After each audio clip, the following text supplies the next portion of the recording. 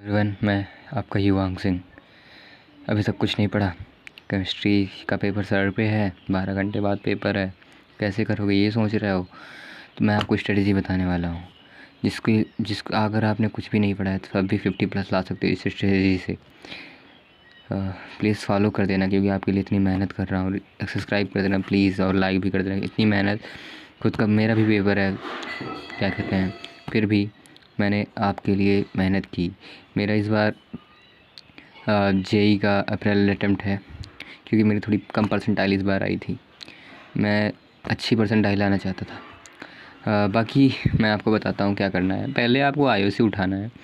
IOC में DNF block, जिसमें कि आपको सिर्फ इम्पॉर्टेंट टॉपिक करने हैं।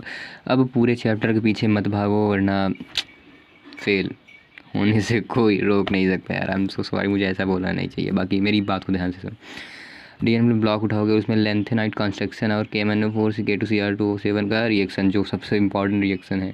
7 नंबर से मान के चलो इन दोनों को पढ़ते हो तो आप 1-2 नंबर इधर उधर जाएंगे, और 5 से 6 नंबर इसी से आने वाले। कॉन्डेंसेशन कंपाउंड में IUPAC पढ़ सकते हो, VVT पढ़ सकते हो, CFT पढ़ सकते हो। तो अब आते हैं फिजिकल, जो कि इंपॉर्टेंट सब्जेक्ट हो सकता है पास होने के लिए, जिसने कुछ भी नहीं पढ़ा है। सॉल्यूशन उठाएंगे, आप कॉलिगेटिव प्रॉपर्टीज़ पढ़ेंगे। Colligative properties, Raoult's law, Henry law, graph. सबसे इंपॉर्टेंट है graph, Henry law, Raoult's law. और कॉलिगेटिव प्रॉपर्टी पक्का 2 से 3 नंबर का एक क्वेश्चन आने वाला है।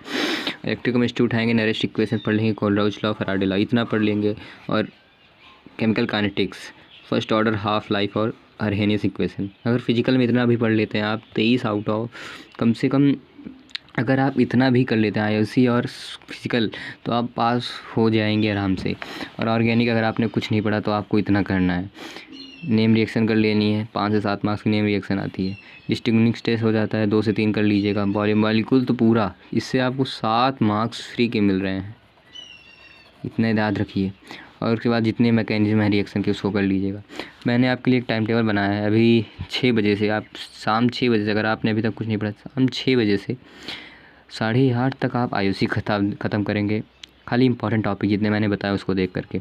और 8:45 से आपको खाना खाने का समय मिलता है 15 मिनट। उसके बाद 8:45 से 10:30 तक फिजिकल आपको निपटाना है, सिर्फ इंपॉर्टेंट टॉपिक उठाना है। कोई बड़े लेक्चर नहीं, सिर्फ 30 मिनट 15 मिनट ऐसे ही लेक्चर देखने हैं आपको। फिर आपको क्या कहते हैं, 10:30 से 11:30 ऑर्गेनिक की जितने सिलेक्टिव स्टडी मैंने बताई है उसको इंपॉर्टेंट करना। बाकी अगर बच गया तो सुबह कर सकते हो आप, या फिर आगे डाल सकते हो अगर आप जगना चाहो तो।